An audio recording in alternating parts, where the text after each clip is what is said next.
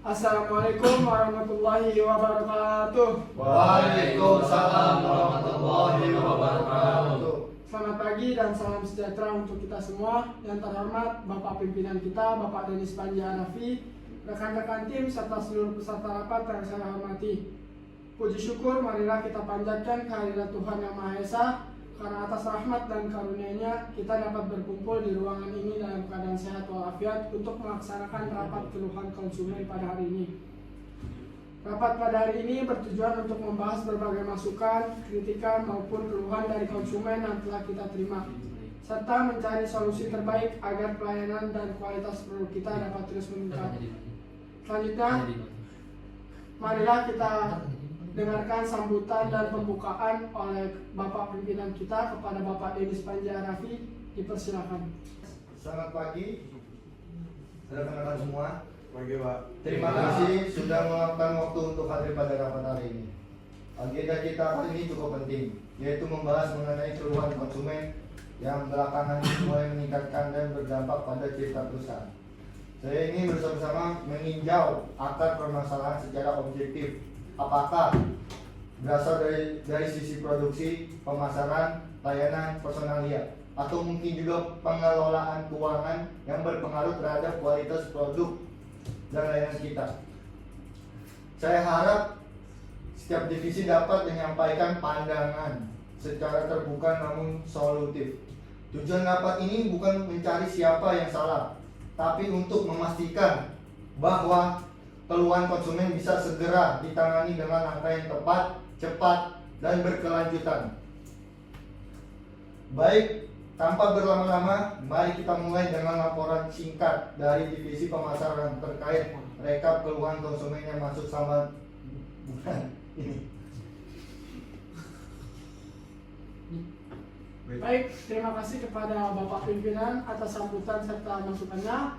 Selanjutnya kita masuk ke materi rapat konsumen yang akan dipresentasikan oleh divisi pemasaran kepada divisi pemasaran. Dipersilakan.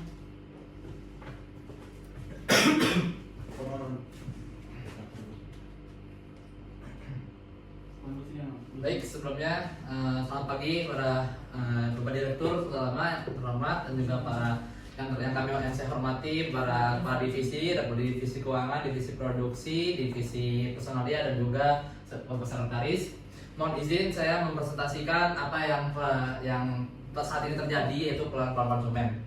Nah, jadi agenda saat ini adalah pembahasan informasi terkait meningkatnya keluhan konsumen terhadap penjualan produk sepatu olahraga PT Westlife. Beberapa hari terakhir atau beberapa minggu terakhir saat ini banyak sekali keluhan-keluhan konsumen yang beredar tentang sepatu kita.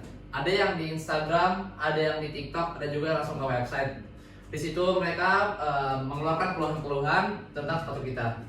Nah, makanya saya buat rapat ini untuk kita mengetahui kira-kira apa yang salah di sepatu kita. Nah, tujuannya pertama mengevaluasi penyebab utama keluhan konsumen, yang kedua menetapkan langkah-langkah korektif dan preventif, yang ketiga memperkuat kepercayaan konsumen terhadap brand PT Westlife. Baik, ini kita bisa melihat data statistik konsumen periode Januari sampai Juli 2005.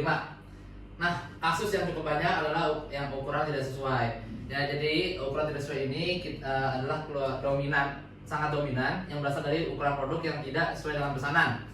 Ya kan, disusul dengan keterlambatan pengiriman. Nah, ukuran tidak sesuai ini ketika mereka pesan di ukur 40, banyak yang kita kirim ternyata itu 41. Itu harus kita cari kesalahan ada di mana.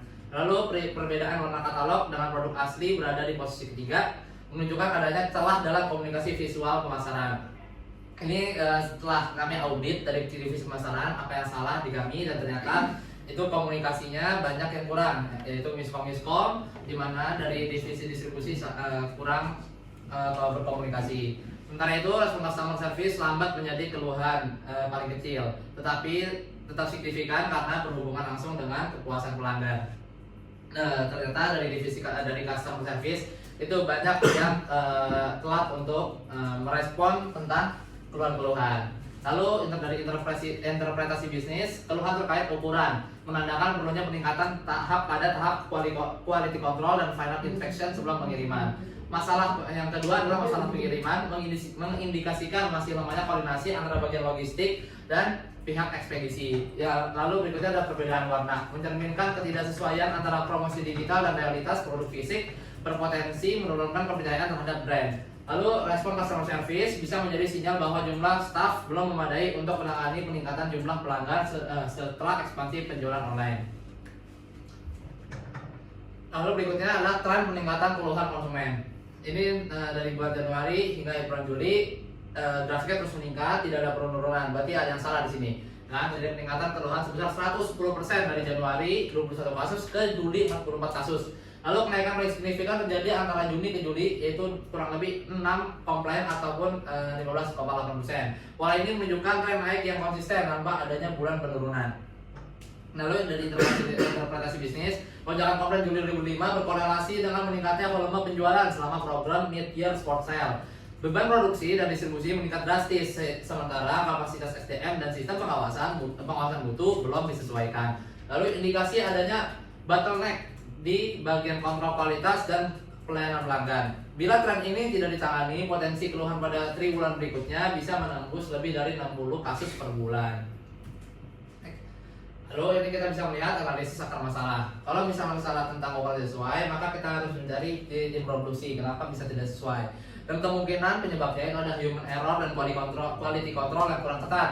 Dampaknya retur meningkat, banyak produk-produk kita yang di return seperti itu. Lalu dari warna berbeda di katalog itu masuk ke dari desain marketing, masalahnya itu warna berbeda di katalog, tidak sesuai foto produk dan juga penurunan kepercayaan. Ini kesalahannya ada di kurangnya komunikasi dari tim desain dan juga tim publikasi.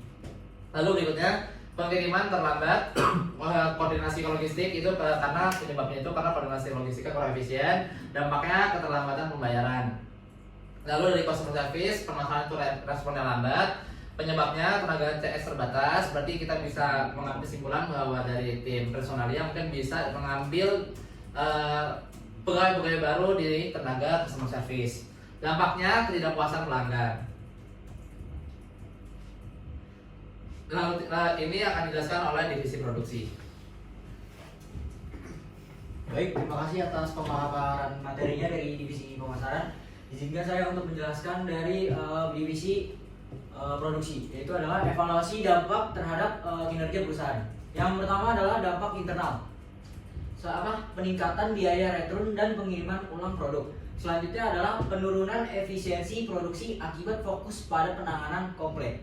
Selanjutnya adalah menurunnya motivasi dan semangat kerja karyawan. Selanjutnya adalah tertundanya jadwal pengembangan produk baru, terhambatnya koordinasi lintas divisi dan alur komunikasi internal. Selanjutnya adalah berkurangnya kapasitas produksi harian, kenaikan beban kerja pada divisi customer service. Setelah itu penurunan produktivitas akibat gangguan jadwal operasional, pengalihan anggaran dari pengembangan ke penyelesaian masalah konsumen. Dan yang terakhir adalah penurunan stabilitas arus kas perusahaan. Selanjutnya adalah dampak eksternal. Yang pertama adalah penurunan citra dan reputasi merek di mata konsumen. Yang kedua adalah penurunan rating toko daring dan ulasan pelanggan. Selanjutnya adalah menurunnya tingkat kepuasan dan loyalitas pelanggan. Setelah itu berkurangnya volume penjualan pada produk unggulan, tertundanya ekspansi pasar ke wilayah baru, potensi kehilangan kerjasama dengan mitra distribusi, penurunan minat beli dari pelanggan baru. Setelah itu bertambahnya keluhan publik melalui media sosial, meningkatnya risiko kehilangan pangsa pasar. Dan yang terakhir adalah tertundanya peluang promosi dan kerjasama strategis. Baik, selanjutnya adalah rencana tindak lanjut. Baik, pada bagian ini rencana tindak lanjut kami sudah meminta beberapa pendapat dari beberapa divisi sehingga muncullah rencana ini. Nah, yang pertama adalah penguatan sistem kontrol kualitas produksi. Nah, yang kedua peningkatan pelatihan karyawan di bagian pengecekan akhir. Selanjutnya evaluasi ulang supplier bahan baku untuk memastikan konsistensi mutu. Yang keempat adalah penambahan tim quality assurance khusus untuk produk ekspor. Yang kelima adalah penetapan standar baru dalam proses pengemasan dan distribusi. optimalisasi saluran komunikasi antara bagian produksi dan layanan pelanggan. Nah, yang ketujuh adalah penggunaan sistem digital untuk pelacakan keluhan konsumen secara real time. Revisi SOP penanganan komplain agar lebih cepat dan terukur. Nah, yang kesembilan adalah peningkatan transparansi informasi produk di media pemasaran. Dan yang terakhir adalah penguatan hubungan dengan konsumen melalui program loyalitas dan survei kepuasan. Baik, selanjutnya adalah penutup. Baik, segitu dari pemaparan dari kami dari tim produksi dan tim pemasaran. Nah, peningkatan jumlah komplain konsumen dalam beberapa bulan terakhir menjadi sinyal penting bagi perusahaan untuk melakukan peningkatan menyeluruh, baik di sisi internal maupun eksternal. Nah, melalui evaluasi dan tindak lanjut yang telah dirumuskan, diharapkan PT Westlife dapat memperkuat kualitas produknya, meningkatkan kepercayaan pelanggan, serta menjaga citra perusahaan sebagai produsen sepatu olahraga yang inovatif dan andal. Komitmen terhadap perbaikan berkelanjutan bukan hanya langkah reaktif terhadap keluhan, tetapi juga bentuk tanggung jawab moral dan profesional perusahaan dalam menjaga kepuasan konsumen dan keberlangsungan bisnis di masa depan.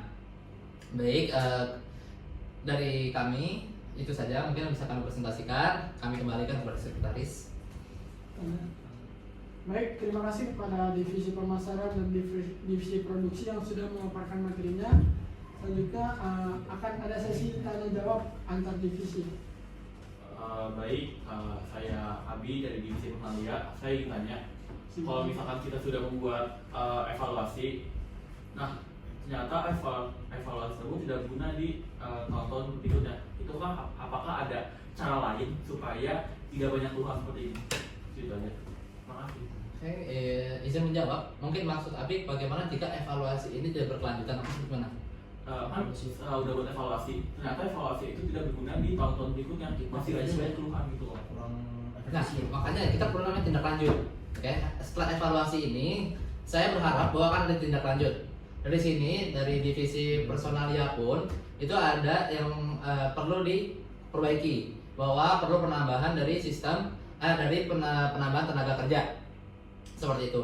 Nah, dari kami dari bagian pemasaran kami ingin meningkatkan komunikasi, itu akan kami rapatkan kembali. Jadi kami langsung menindaklanjut tentang rapat ini, ya kan, rapat general ini kami akan menindaklanjuti rapat divisi pemasaran yang itu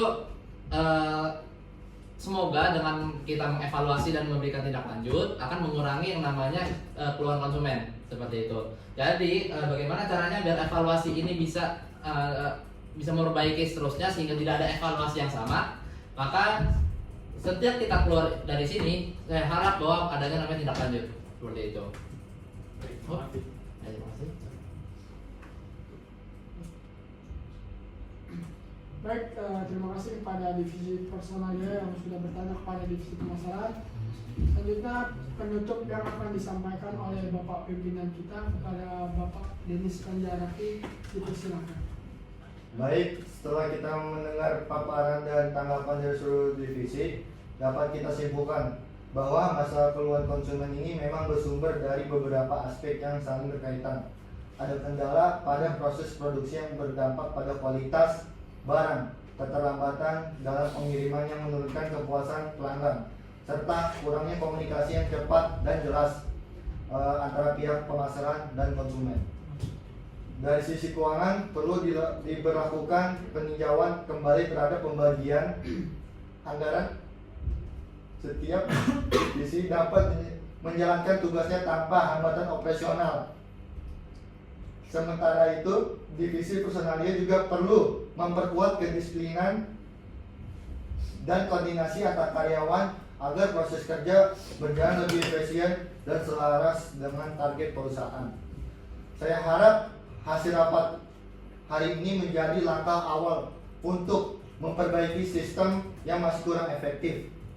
Kita tidak boleh menunggu sampai keluhan semakin banyak baru bertindak. Justru kita harus menunjukkan kepada konsumen bahwa perusahaan ini tanggap, bertanggung jawab, dan berkomitmen untuk memberikan pelayanan terbaik. Terima kasih atas kerjasama dan keterbukaan seluruh divisi. Mari kita jadikan hasil diskusi hari ini sebagai dasar untuk memperkuat kepercayaan konsumen dan menjaga nama baik perusahaan. Baik, tepuk tangan untuk kita semua.